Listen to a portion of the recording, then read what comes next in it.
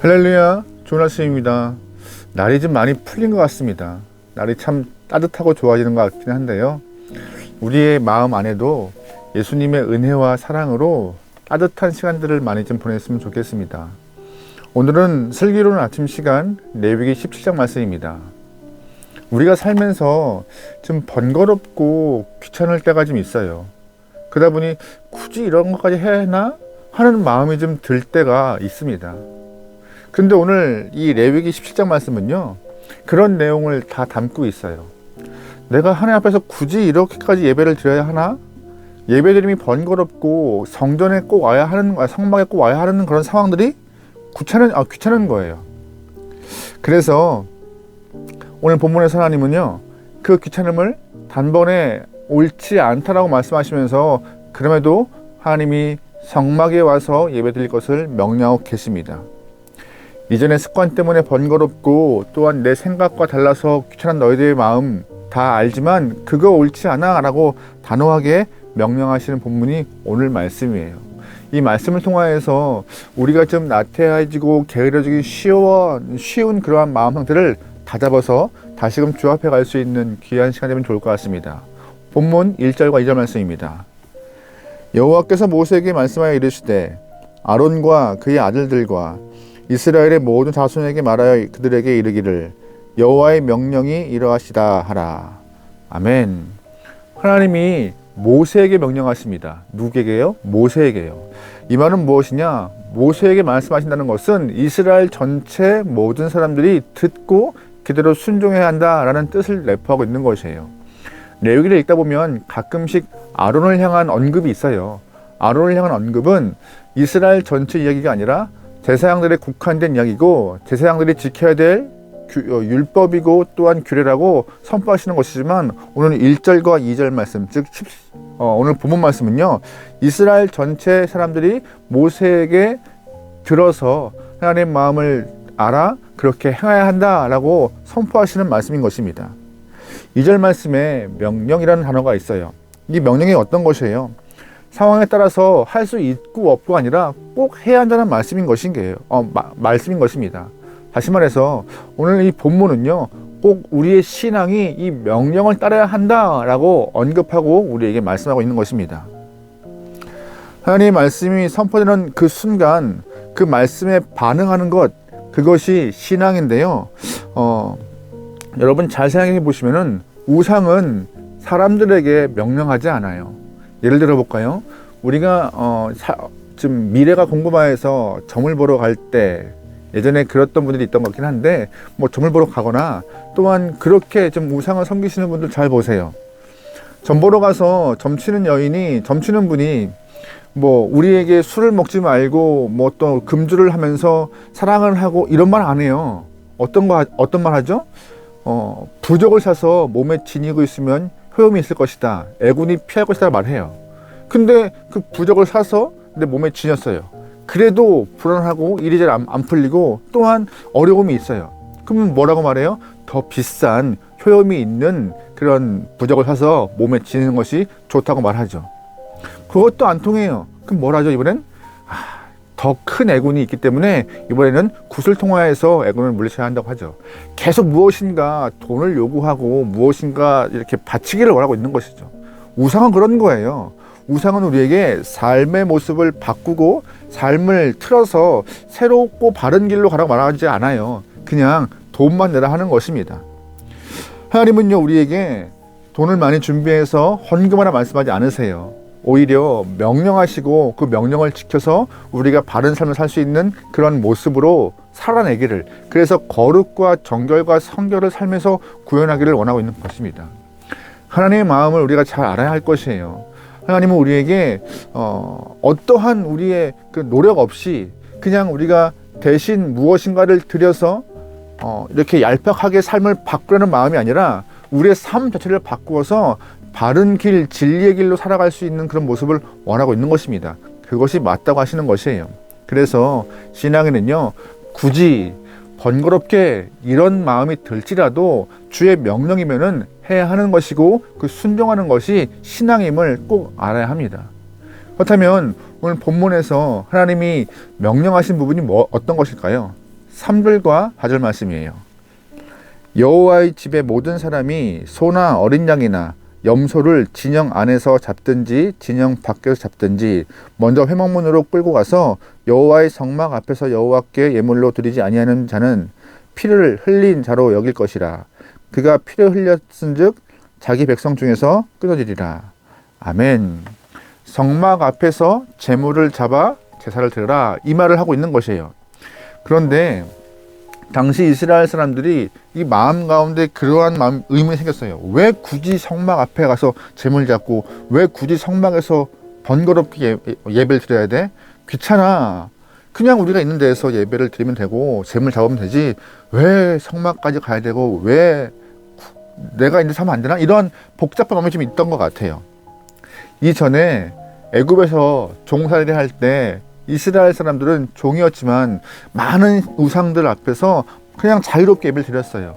일을 하다가 또한 산에 가다가 강에 가다가 그냥 마음대로 있는 곳에서 예배를 드렸고 마음을 표현했고 자유롭게 그렇게 섬겼던 그런 상황이었던 것인데, 400년 동안 430년 동안 그러한 생활을 하다 보니 그래도 뭐 그렇게 잘 살았던 것 같은데, 그래도 뭐 평안하지 않았나? 그런데 굳이 이렇게 번거롭게 성막까지 가야 하고 꼭 거기 앞에 가서 제사장들이 제물을 잡아야 하는 그런 일들 하면서 과거의 종살이를 더욱더 회상하는 그런 모습의 뉘앙스가 보였던 것이죠. 그 모습에 하나님이 그거 아니야 라고 정확히 찝는 본문이 오늘 본문의 이야기인 것이에요. 게다가 이스라엘 사람들은 지금 가나안으로 가는 여정 중에 있습니다. 잘 보시면 이 당시에 많은 사람들은 또 상식적으로 지역마다 신이 있었어요. 그러다 보니 옮길 때마다 지역의 신을 향하여서 제사를 드리고 그 신을 향하여 내 마음을 드리는 것이 안전한 여행길을 또한 계속 갈 수 있는 방법이라고 생각했던 것인데, 이스라엘 사람들은 계속 옮겨도 지역의 신들 무시한 채 하나님만 바라보는 그런 시선을 갖고 있던 것이죠. 성막에서 하나님께만 예배 드리는 것, 그래, 그거 우리의 보험이야. 보험 들어놨어. 지역마다 옮기면서 그 지역의 신들에게 내 마음을 드리는 것도 필요하지 않을까라는 또 생각이 드는 것이에요. 그러다 보니 자꾸 하나님 이외에 다른 것들로 자신들의 그런 불안한 마음들을 채우려는 얄팍한 수가 보였던 것이죠. 그래서 하나님은 명령하신 거예요. 너의 마음이 움직이지 않고 굳이 번거롭게 하는 그런 게으른 마음이 있을지라도 그거 옳지 않으니 하나님 안에서 성막으로 오라 라고요. 여러분 잘 보시면 이스라엘의 12지파가 이렇게 모여서 움직이는데, 성막은 어딘지 아세요? 이스라엘 12지파의 중앙이에요. 어디에서 오든 성막이 제일 가깝고 성막이 제일 중심이라 번거롭지 않은 위치에 존재했던 것이 성막입니다. 오히려 성막 밖에서, 진영 밖에서 제물을 잡는 것이 더 번거로운 일이 될 수밖에 없는 것이에요. 그런데 왜 굳이 진영 밖에서 제물을 드리려 해요? 뭔가 캥기는 것이 있던 것이고 뭔가 숨겨있는 것이 있던 것이에요. 즉 성막 안에서 하나님만 예배하는 것이 아니라 진영 밖에서도 다른 신들에게, 다른 우상에게 자꾸 예배를 드리려 하는 그런 얄팍한 수와 마음들이 스물스물 올라오자 하나님은 시내산에서 그거 옳지 않아라고 분명하게 언급하시는 것입니다. 그럴 때 하나님이 단호하게 말씀하세요. 4절 후반부에 여호와께 예물로 드리지 아니한 자는 피 흘린 자로 여길 것이라. 그가 피 흘렸은즉 자기 백성 중에서 끊어지리라. 아멘. 동물이라도 하나님 앞에서 하나님을 위하여서 잡아서 제물로 드려야지, 그렇게 피 흘리지 않으면은 그것은 야만적인 행위라고 말하고 있는 것이에요.